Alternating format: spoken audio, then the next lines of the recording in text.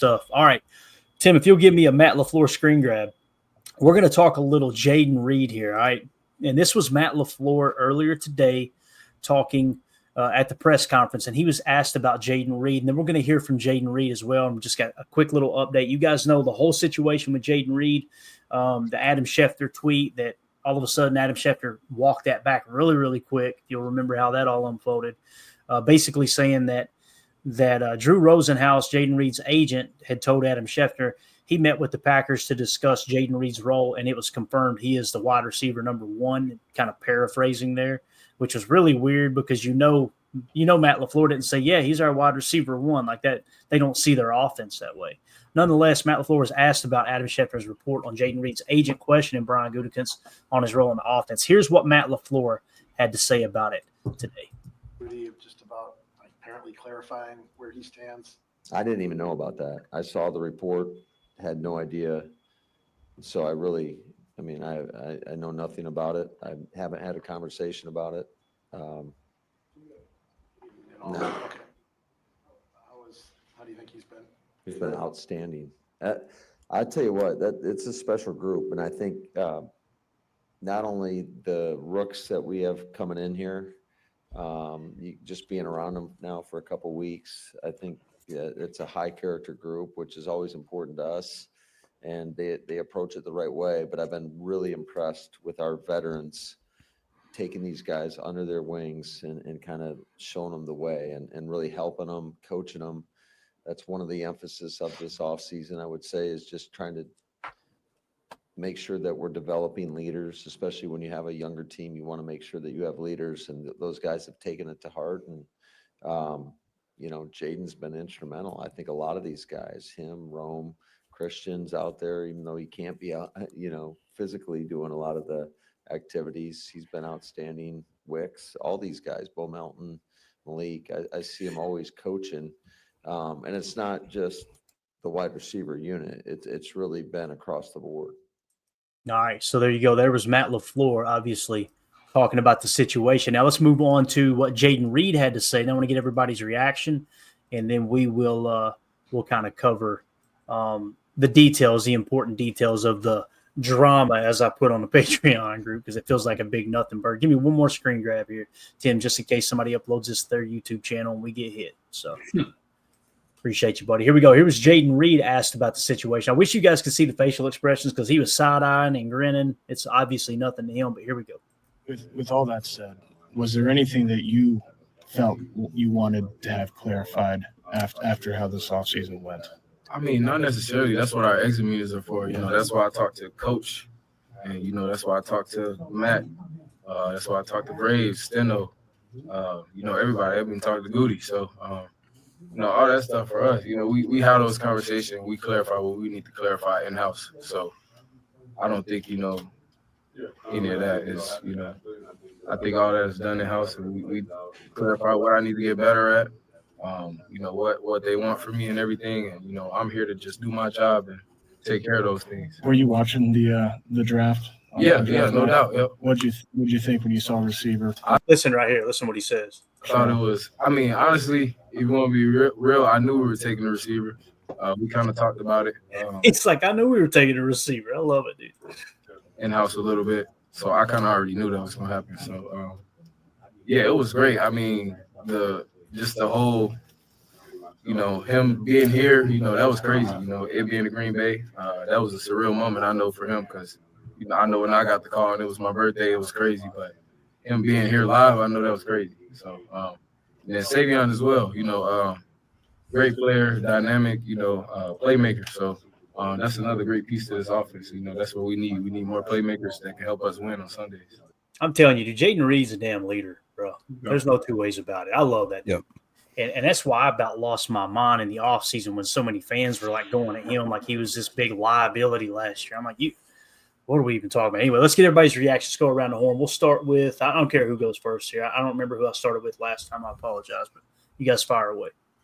I'll go first. Sew the damn C on his chest already. Let's go. Seriously. Like, for real. Enough of this, musical chairs, new captains every week nonsense. I think Bird deserves it.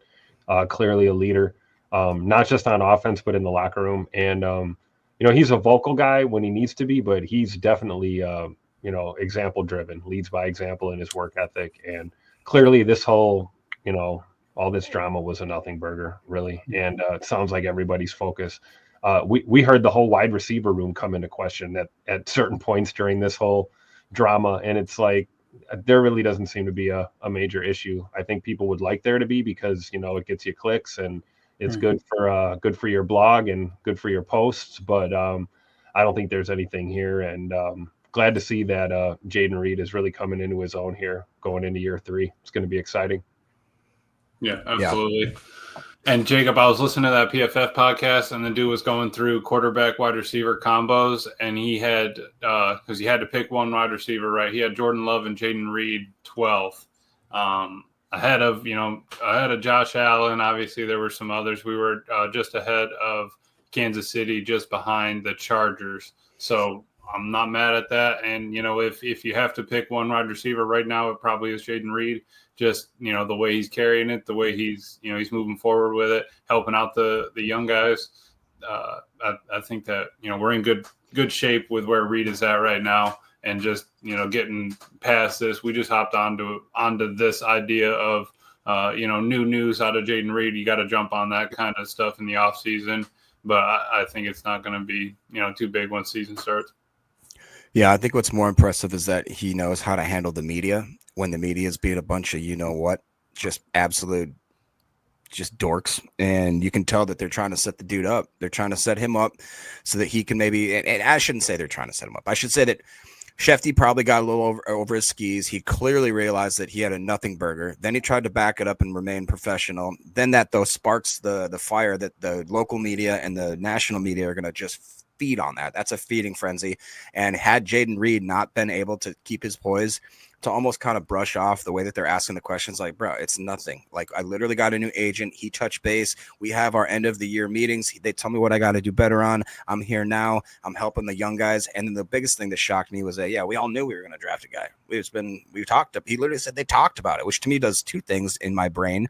It makes me wonder, like, what was there a little more talks about knowing that Golden was going to get taken? And if so, like, how that factors into the draft and all that. And then, 2, did they learn something from the quote unquote mistake of not letting Aaron Rodgers in on certain conversations and just saying, hey, we're drafting your replacement, just so you know that, by the way, in the first round, have you? I have to imagine that even if they wouldn't admit it, that has to be in the back of their mind, like, hey, there's a better way to have maybe handled the situation. And even if the guy pretends he's in the mountains and doesn't get cell service, we have to at least make more of an effort to be like, no, we contacted him. We tried at least.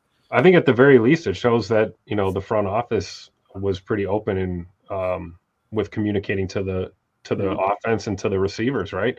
You heard Bart say that. I talked to Goody. I wonder if Goody picked up the phone and said, "Hey, Jayden, we're taking a receiver in the first round. Don't let it ruffle your feathers, Bird. It's all good. You're still the man. Let's just continue to get better." And lo and behold, we ended up taking 2 pretty early in the draft. So I think it's cool that everybody seems to be embracing, the new guys and their new roles and their ever-changing roles on this offense. So yeah, definitely a nothing burger for sure. Definitely. And I want to say about the media coverage, in terms of the local media, when Adam Schefter tweeted that out, there was nobody, and I mean nobody, to the best of my knowledge, is like, this is nothing. The way he tweeted that out was like, oh, crap, are you serious? Jaden Reed, really? And then he immediately goes on Jen, Gabe, and Chewy the next day and starts backpedaling like a damn all-pro corner. And it was like, okay, hold up a minute. And then I remember Wildy specifically, because Schefter tried to throw the local media under the bus. Like, the local guys kind of blew this out of proportion. Like, hold up a minute. We all read the same tweet. What are you talking about? So I guess my opinion is Schefter's the one who came out with egg on his face. He looked silly in this whole thing. And I'll just read this it's a quick little write-up I did just to kind of give my opinion, and then we'll move on. Jaden Reed clarified that his agent, Drew Rosenhaus, planned meeting with the Green Bay Packers was not driven by concerns about his role, despite the team drafting a wide receiver in the first round after 23 years. After the Packers picked Matthew Golden at 22 and Savion Williams in the third round, a source told ESPN's Adam Schefter that Rosenhaus sought to confirm Reed's status. Per ESPN's Rob Domofsky, the team assured him the draft picks wouldn't affect Reed's position as a top receiver. Now, I want to say this. Adam Schefter's source was Drew Rosenhaus.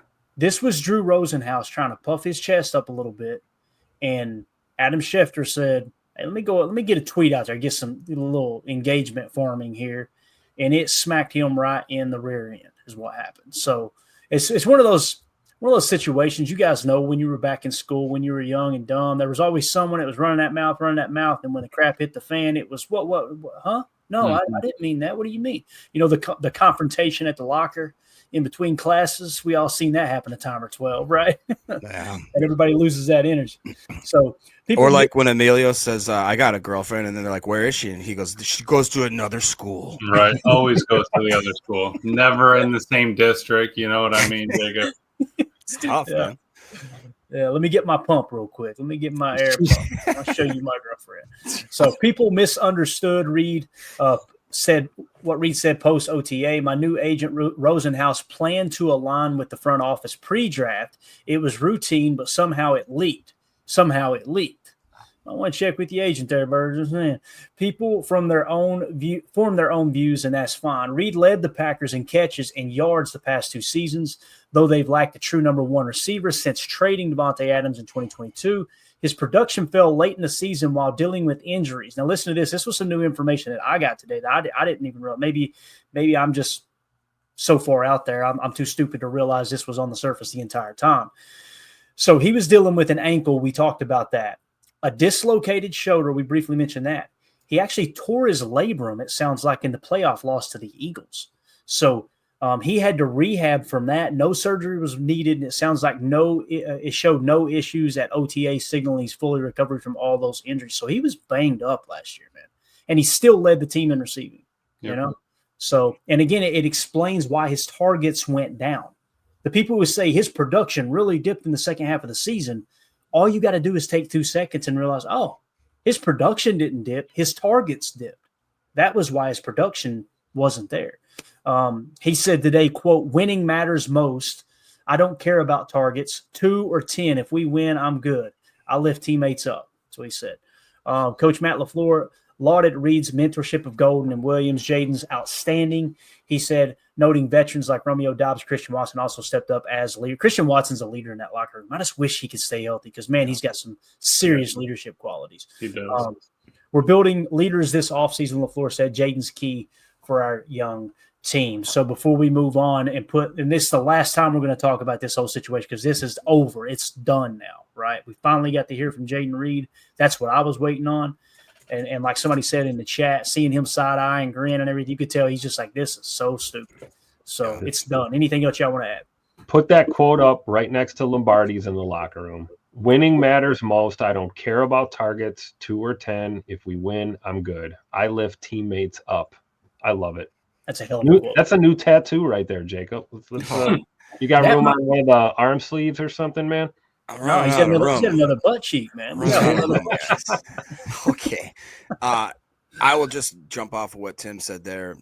When you go back, and like I said, I did get to listen to LaFleur's podcast, his press conference, and he really did like go over almost. And Matt doesn't usually do this. Like Matt's usually a nice talker, and he does the coach speak, and he gives everybody their flowers. But when he specifically highlights the wide receiver room and how certain guys like Christian Watson, even though he's not even physically able to perform, he's out there coaching up guys. Same with Dobbs in a way, but he really went out to highlight how Jaden Reed. But then he went through and he said he listed every single guy in the wide receiver room, down to Bo Melton and Malik Heath. You know what I mean? You don't do that unless you are actually. It's another crazy thing when you look at the Packers depth chart, even guys that aren't going to make the team. Like, for instance, there's a website I love called Fantasy Pros where that helps you with your drafts to find out the draft order and the projected starting. The Packers have got 9 guys on their list. There's teams that have 4. Like, Steelers have 4 wide receivers right now. Like, there's teams that have legitimately no more than we've got guys. And again, I don't know if I listened to the same pod you did, Emilio, but they were talking about how the Packers are going to let receivers go that are going to be starters on other teams. It's just going to happen. Unless we keep 8, and even then you got guys like Malik Heath and Bo Melton that probably aren't going to get. Probably the first 2 names that come to mind, right? Yeah.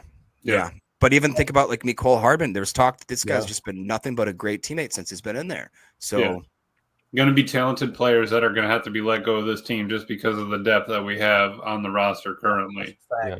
Good problem to have, though. Yeah, you know how it is, Emilio. When you get to week 4 of the preseason on Madden, and you got to cut that thing down. You got 87 players on the roster. You got to get down. Say best to cut. You know who goes first? Matt Orsic. Sorry, buddy. We're gonna have to putting Elton over there at long snapper. We'll be all right. We'll save a spot like that. Oh man, I love it. All right, so there is your Jaden Reed information. It's done. It's behind us. Let's talk a little Jordan Love for a second. Tim, if you'll just give